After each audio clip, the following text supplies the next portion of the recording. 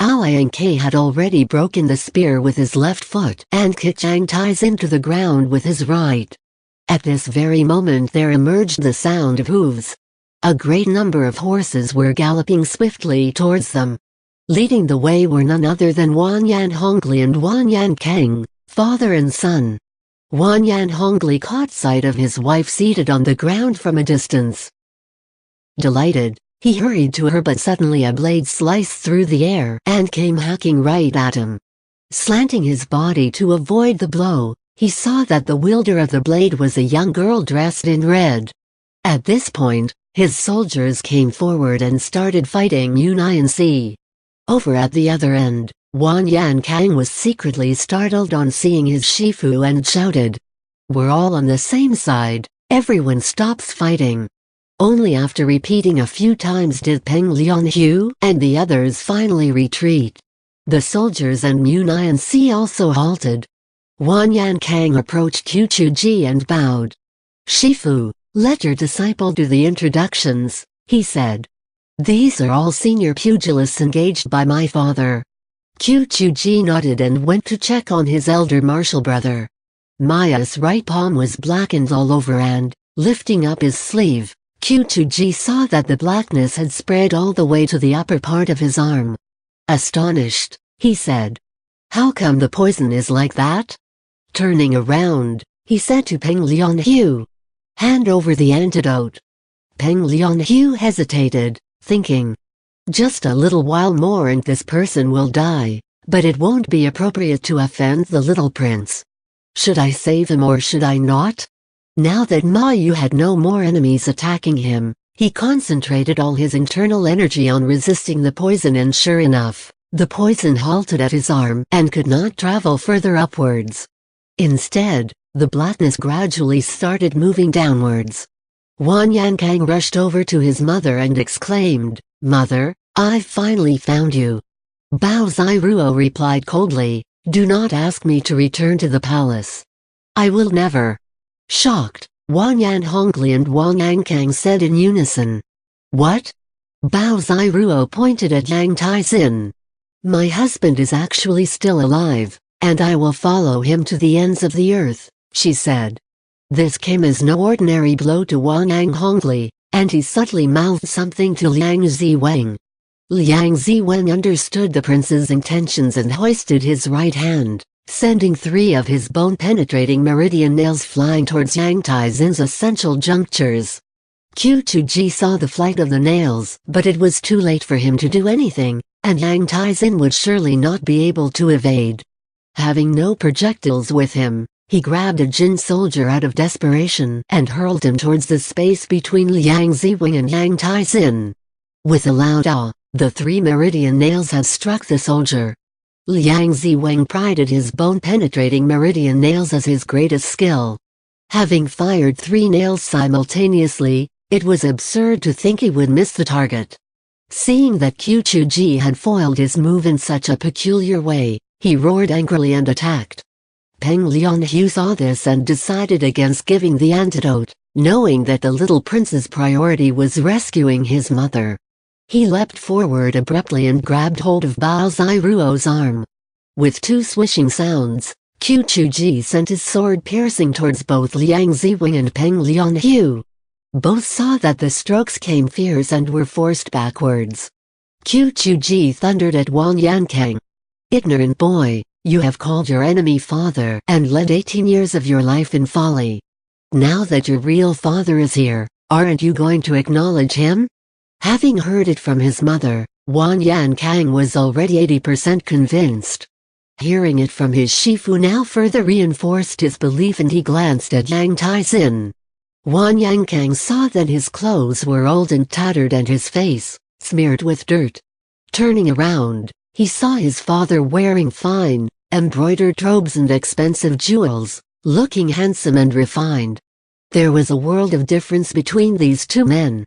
Wanyan Kang contemplated in his heart. Am I actually going to give up this life of luxury and riches and roam the streets with this poor man? No, never. His mind was made up. "Shifu, don't listen to this person's nonsense," said Wanyan Kang. Please help to rescue my mother. You still stubbornly refuse to listen, you're worse than a beast. Qiuchuji replied angrily. Upon seeing that teacher and pupil had fallen out, Peng Lianhu and the others started to attack even more fiercely. Wan Yankang knew Qiuchuji was in danger, but did not attempt to stop the fight again. Qiuchuji was enraged and shouted, "Little bastard, you really have no conscience." Wan Yankang had always been very afraid of his Shifu and secretly hoped that Peng Lianhu and the rest would kill him to avoid any trouble in the future. Shortly into the battle, Qiuchuji was struck by Liang Ziwang's spade, and though it wasn't serious, blood had seeped through his robes. From the corner of his eye he caught a hint of delight in Wan Yankang's face, and he was further incensed, swearing left, right and center. Mayu retrieved a sparkler from his robes and tossed it in the air, sending a blue blaze soaring through the sky. Peng Lianhu thought it must be a communicative signal for Quanzhen sect's members and alerted. The old priest is sending for help. After exchanging a few more moves, another blue blaze emerged from the northwestern corner not far from here. Younger martial brother Wang is nearby, said Qiuchuji in delight. Switching his sword over to his left hand, he attacked from the top with his sword and from the bottom with his right palm. Executing 7 or 8 fatal moves one after another and forced his enemies steadily backwards. Mayu pointed to the blue glow in the northwestern direction and said, "Go in that direction." Weapons in hand, Yang Taizin and Mu Nianxi rushed in that direction while guarding Bao Ziruo. Mayu followed closely behind. Qiuchuji interrupted his sword mid-move, and in the next instant he had also turned to leave. Sha Tongjian repeatedly employed his shapeshift technique, hoping to bypass Qiuchuji and snatch Bao Ziruo over, but Qiuchuji's sword was too swift and he did not succeed. It was not long before they arrived at the small inn where Wang Chuyi was staying, and Qiuchuji wondered to himself, "Why hasn't younger martial brother Wang come out to greet us?" Just after this thought, Wang Chuyi came walking unsteadily towards them, supported by a wooden stick. At the sight of each other, all 3 martial brothers were shocked to see that Quanzhen sect's top 3 pugilists were all injured. Qiuchuji called out, "Retreat back into the inn. Hand the consort over in one piece, and I'll spare your lives," Wang Yan Honglai hollered. "Who needs your mercy, you treacherous Jin dog?" Qiuchuji shot back. He raised his sword and started fighting. Despite being exhausted, Qiuchuji still refused to yield and his swordplay remained as enthralling as ever. Seeing this, Peng Lianhu and the others were all secretly impressed. Yang Taizin contemplated. Since things have already come to this, it will not be easy to escape our end. We mustn't implicate Priest Ke's life for us husband and wife. Grasping Bao Ziruo's hand, he stepped forward. "Everyone, stop fighting," he yelled. "My wife and I will end our lives here and let that be the end of it." Raising his spear, he stabbed it towards his heart. With a poo sound, blood splattered in all directions and he fell backwards. Bao Ziruo felt no sadness. With a bitter smile, she pulled the spear out from her husband's body and propped it on the floor, saying to Wan Yankang, "Child, you still don't believe he's your real father?" She leaned forward and sank into the tip of the spear. The color flew from Wan Yankang's face in his horror. "Mother!" he cried, rushing forward to save her. Upon seeing this astonishing development, Qiuchuji and the others stopped fighting.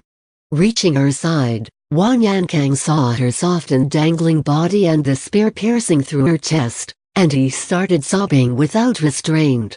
Qiuchuji went forward to inspect the couple's wounds and saw that the spear had struck at fatal points of their bodies. There was no room for hope. Wan Yankang held his mother and Mu Nianxi held Yang Taizin. The 2 of them wept in grief.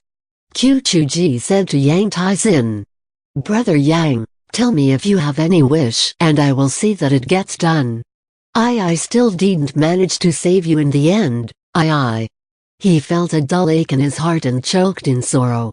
At this very moment came the sound of footsteps. Everyone turned and saw the 6 freaks of Zhongnan hurrying over with Go Jing. On seeing Changchun and the others, the 6 freaks immediately pulled out their weapons. Going closer, they saw a man and a woman on the floor, and looks of surprise set into their faces. They turned around and saw Ma Yu and Qiu Chuji, and were surprised even further. Go Jing saw Yang Taizin lying on the floor with blood all over and hurriedly went to his side. "Uncle Yang, how are you feeling?" he asked. Yang Taizin was barely alive and broke into a smile when he saw Go Jing. "Your late father and I had a pact. If we bore a son and daughter then they would be married," he said. "I don't have a daughter, but this foster daughter is like my own." He turned his gaze to Qiu Chuji. "Priest Qiu, help me see to this marriage and I will go in peace." "Thoughts easy. Don't worry," Qiu Chuji assured him.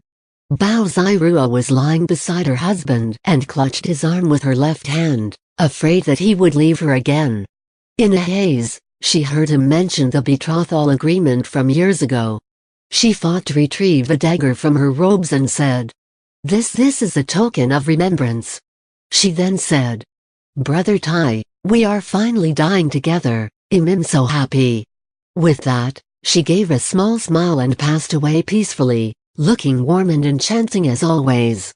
Qiu Chuji received the dagger and saw that it was none other than his gift to them at Ox Village in Lenin. The words Go Jing were carved on its handle. Yang Taizin said to Go Jing, On account of your late father, I hope you treat my daughter well." I can't," stuttered Go Jing. Qiu Chuji said, "I will see to everything, go in peace." Yang Taizin had initially given up hope of finding Go Zhaotun's descendant, and so arranged the joust for a spouse from Yunnan Sea. Today he was not only reunited with his beloved wife, but also found his sworn brother's son, so his daughter would have a husband to rely on. With that, he had no further regrets and closed his eyes for the last time. Go Jing was both sad and confused, thinking, "Wronger has deep feelings for me, how can I marry someone else?" At this thought, his mind suddenly turned to something else and he was further taken aback. How could I have forgotten Hua Zeng? The Khan has betrothed her to me, this how could this do? All this time he had often kept his good friend Louis in his thoughts, but seldom did he think of Hua Zeng. Although the 6 freaks had felt this wish to be difficult to fulfill, they couldn't bear to say so in front of Yang Taizin, a dying man. Wanyan Hongli had gone through lengths of scheming to be able to marry Bao Ziruo, but in the end she was still unable to forget her husband. For over 10 years he had loved and labored for her, but at the end of it all, things still unfolded this way. Though she was dead, Wanyan Hongli saw true happiness and contentment in her face. In all their 18 years of marriage, when had she ever looked at him this way? He might be a prince, but in her heart he was much inferior to a village peasant. Despondent and heartbroken, he turned to leave. Though the 3 priests from Quanzhen were injured, the arrival of the 6 freaks meant that Shotongjian and the others wouldn't necessarily win. Since the prince had already turned to leave, they followed also. "Hey, Sanhei Mao," shouted Qiu Chuji, "leave the antidote behind." Peng Lianhu laughed. "Your stockade chief goes by the surname Peng. People in the pugilistic world call me the butcher with 1,000 hands." "Priest Qiu, have you lost your eyes?" Qiu Chuji went cold, thinking, "No wonder this person is so powerful, so it is him."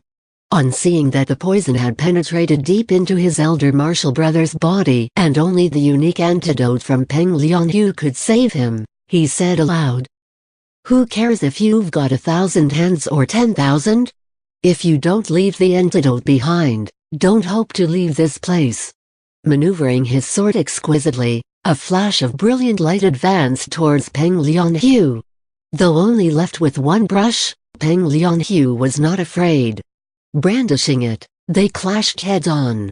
Zhu Chang saw that Ma Yu was seated on the ground, working his internal energy. One of his palms had gone all black. "Priest Ma, how did you get hurt?" Ma Yu sighed. "I was shaking hands with that fellow Peng, and he hid poison needles in his palm. Ah! It's not that great. Turning to Changchun, he said, "Elder brother, pass me a caltrop." Not understanding his intentions, Changchun retrieved a poisonous caltrop from his bag and handed it to him. Zhu Chang turned to look at the fight between Qu Chuji and Peng Lianhu. The fight was intense, and it would be impossible to break it up with his level of kung fu alone. "Elder brother, let's go and break them apart. I have a plan that can save Priest Ma," he said. Changchun nodded. "So it is the butcher with 1,000 hands, Chief Peng," shouted Zhu Chang. "We're all on the same side, stop fighting. I have something to say." Pulling Changchun along, the two went forward and broke them apart, Zhu Chang with his fan and Changchun with his staff. Both Qu Chuji and Peng Lianhu felt surprised upon hearing Zhu Chang's remark and thought, "How come we're on the same side now?" Seeing the two freaks come forward, they broke apart and waited to hear how exactly they were on the same side. Laughing cheerfully, Zhu Chang said to Peng Lianhu, 18 years ago, the 7 freaks of Jiangnan and Priest Q had a small dispute that landed 5 of our brothers injured. On the other hand, the famed Priest Q also sustained heavy injuries that nearly left him dead. This dispute has yet to be resolved. Zhu Chang turned to Qu Chuji. "Am I right, Priest Q?"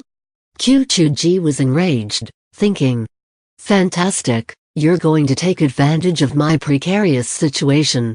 Aloud, he retorted, "Thought's right, now what?" Zhu Chang continued, "But we also have a small feud with Dragon King Sha.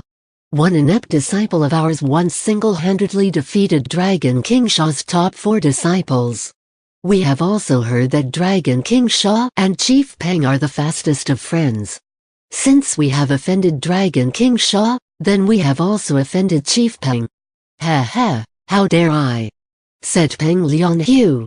Zhu Chang laughed. "Since Chief Peng and Priest Q both have feuds with the 7 freaks of Jiangnan, won't you then be on the same side against a common enemy? Ha, what are you still fighting for? Won't Chief Peng and I also be on the same side? Come, let's get to know each other." Zhu Chang stretched out his hand for a handshake. Having listened to this warped nonsense, Peng Lianhu thought, Quan Zhensat saved the 7 freaks' disciple, so they're obviously in it together. I won't fall for your trickery. Want to cheat the antidote from me? Not so easy. Seeing Zhu Chang's outstretched hand, Peng Lianhu laughed and said, "Splendid." He tucked his brush back into his waist and slipped on his poison needle ring. Startled, Qu Chuji said, "Brother Zhu, be careful." Zhu Chang ignored this and stretched out his hand. With a slight crook of his little finger, he had hooked down the poison needle ring from Peng Lianhu's finger. Peng Lianhu did not realize this and went ahead with the handshake, both parties exerting strength. Suddenly, a small pain assaulted Peng Lianhu's palm and he struggled to let go. Raising his hand, he saw 3 holes in his palm that were much bigger than that of his poison needles, with black blood oozing from it. Instead of pain, the wound felt both numb and itchy, and the sensation was rather nice. He knew that the more potent the poison, the less painful the wound would be because the numbness would be overpowering. Both angry and frightened, he had no idea how he had fallen into this trap. Looking up, he saw Zhu Chang hiding behind Qu Chuji, holding up an object in each hand. Between 2 fingers on his left hand was Peng Lianhu's poison needle ring. Between 2 fingers on his right, however, was a black object shaped like a chestnut with a sharp tail, and it was stained with blood. Nicknamed the Scholar with Nimble Hands, Zhu Chang's skill with his hands was near magical and impossible for any human to detect. To first peck Peng Lianhu's ring then pierce his palm with the poison caltropes was child's play to him. Fuming, Peng Lianhu attacked. Qu Chuji raised his sword and warded off the blow, shouting, "What are you going to do?" Zhu Chang grinned. "Chief Peng, these poisonous caltropes are my elder brother's specialty projectiles. Once you're hit, It doesn't matter if your name is Tiger Hugh means tiger, lion, leopard, pig, dog or any other beast on this earth. You will still not live beyond 4 hours. Big Brother Peng is insulting you, said Hu Tonghei. You talk too much, Sha Tongjian reproached. Do you think Big Brother Peng hasn't realized that? Zhu Chong chuckled and quipped. Good thing Chief Peng is 1,000 hands. Allow me to give you a piece of friendly advice. Why not chop off this hand that has been poisoned? You'll still be left with 999. It's just that you'll have to alter your nickname a bit to become the butcher with 999 hands. By this time, the numbness had already spread to Peng Lianhu's wrist. Panic-stricken, he couldn't be bothered with Zhu Chong's taunts. Beads of cold sweat dripped from his forehead. You have your poison needles, I have my poison caltropes. These are two completely different poisons that require completely different antidotes. If you can't bear to give up the nickname of Butcher with 1,000 hands, how about we exchange antidotes? Suggested Zhu Chong. We're on the same side, after all. Before Peng Lianhu could reply, Sha Tongjian said quickly. That will do. Hand the antidote over. Zhu Chong said. Elder brother, pass him the antidote. Zhener retrieved 2 small medicine packets from his robes and handed them to Zhu Chong. Brother Zhu, don't fall for his trap, warned Qiuchuji.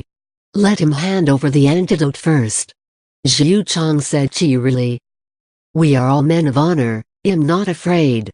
Peng Lianhu reached into his robes and felt for the antidote, and his expression changed at once. He said in a low voice. Oh no, the antidote is gone. Qiuchuji flew into a rage. Hang, up to your tricks again. Brother Zhu, don't give it to him. Zhu Chong laughed. Take it. He said. We said we'd give it to you. The Quanzhen 7 and the 7 freaks of Jiangnan are all men of our words. Sha Tongjian knew that Zhu Chong was skillful with his hands. Not wanting to be taken advantage of, he extended his iron stick horizontally. Zhu Chong placed the antidote on the stick and Sha Tongjian fetched it. Bystanders were all perplexed, not understanding why Zhu Chong gave him the antidote so casually without forcing him to hand over his.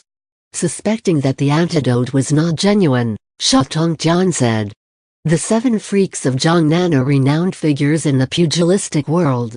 Surely you mustn't use bogus medicine to harm others? Zhu Chong laughed, saying of course, of course. He then returned the poison caltropes to Zhener and started leisurely fishing out item after item from his robes. There was a handkerchief, some notes, a few pieces of loose silver and a white snuff bottle. Peng Lianhu was dumbfounded. These items are all mine. How did they end up with him? He thought.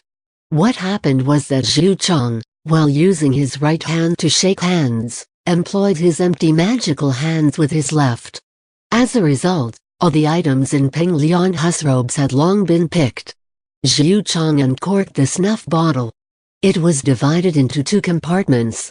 One side contained red powder, the other side contained gray powder. How is this applied? He asked. Though sly and aggressive by nature, Peng Lianhu's life now hung on a thread and he dared not be crafty. The red is for consumption, and the gray for topical application. Zhu Chong said to Gojing. Hurry and fetch some water, and 2 bowls. Gojing bolted into the inn and fetched 2 bowls of clean water. He gave 1 bowl to Mayu and aided him to drink the antidote.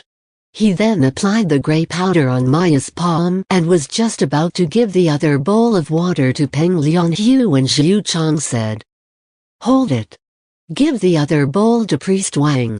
Though confused, Gojing followed Zhu Chong's instructions and gave the water to Wang Chuyi. Wang Chuyi also did not understand, and accepted the bowl of water. Sha Tongjian said, Hey, how is your antidote applied? Zhu Chong replied, Don't be anxious, nobody will die in such a short while. He reached into his robes and took out over 10 packets of herbs. Gojing was delighted. Yes, yes, thoughts the medicine for Priest Wang. He opened all the herb packets and laid them in front of Wang Chuyi. Priest Wang, you pick the ones that you need. Wang Chuyi recognized the herbs and picked out Qian Qi, Zuzi and 2 other herbs. He chewed on them and swallowed with water. Liang Ziwang was both furious and impressed, thinking, "This dirty scholar has truly remarkable skill with his hands. All he did was dusted my sleeve, and actually managed to steal the packets of herbs in my robes." Turning around and brandishing his spade, he shouted, "Come, come, let's see who the real winner is in a weapon fight." Zhu Chong laughed. "At that, I am definitely not your match," Qu Chuji said. "So this is Chief Peng Lianhu, what about the others?" "I do not know your names yet," Sha Tongjian declared himself in a hoarse voice. Qu Chuji said, "Great, all of you have renowned reputations. There has been no clear winner between us today, and it's a pity both sides now have injured parties. Looks like we'll have to arrange a gathering another day." "That couldn't be better," said Peng Lianhu. "If we don't meet the Quanzhen 7, it will be the big regret of our lives. Priest Q, please set the date and venue." Qu Chuji considered. Elder Martial Brother Ma and younger Martial Brother Wang have both been severely poisoned, and will need at least a few months to recuperate. Younger Martial Brothers Tan, Liu and the rest are all scattered and we will need some time to notify them. So he said aloud. 6 months later in August on Mid-Autumn Festival, we'll admire the moon while discussing Wugong. "Chief Peng, what do you think?" Peng Lianhu thought. "With all of the Quanzhen 7, and plus the 7 freaks of Jiangnan, we will be heavily disadvantaged by numbers. We must gather more allies. 6 months would be sufficient. Prince Zhao wants us to head to Jiangnan to steal Yue Fei's manual, so we can take the chance and meet there." So he said. How tasteful of Priest Q to arrange a martial gathering of friends on Mid-Autumn Festival. But we must also find a tasteful venue. Let's make it the hometown of the 7 freaks of Jiangnan. Qu Chuji replied, "Excellent. We'll meet in the Jiaxing Prefecture amid the South Lake, at the Misty Rain Inn. Everyone is welcome to invite a few more friends." "It's a deal," Zhu Chong said. "Looks like us 7 freaks of Jiangnan will have no choice but to play host and foot the bills. Of all the places both of you had to pick Jiaxing so you can feast on our expense. How sly. But since it's so rare that all of you grace Jiaxing with your presence, we will be able to afford it. Chief Peng, about the medicine, the white is for consumption and the yellow is for topical application." By this time, half of Peng Lianhu's arm had already gone numb. It took him great effort to bear with it and converse with Qu Chuji, and then he had to put up with Zhu Chong's incessant and useless chatter. The anger boiled in his chest, but he dared not be impolite while his life was still in their hands. Finally he heard Zhu Chong's last sentence and hurriedly swallowed the white antidote. "Chief Peng, for 49 days you will not go near wine or women," said Keizhener coldly. "It will be a shame if we do not see you at the gathering in Jiaxing." Peng Lianhu replied angrily. "Thanks for your concern." Sha Tongjian applied the yellow antidote on his palm, and supporting him, turned to leave. Wan Yankang knelt on the ground and kowtowed 4 times to his mother's dead body. Then he turned and kowtowed a few times to Qu Chuji. Raising his head, not uttering a single word, he walked away. Qu Chuji said sternly, "Kang what is the meaning of this?" But Wan Yankang did not answer. He did not join Peng Lianhu and the others, but took another turn and went on a separate path alone. Qu Chuji was stunned for a while, then turned and bowed to Keizhener and Zhu Chong.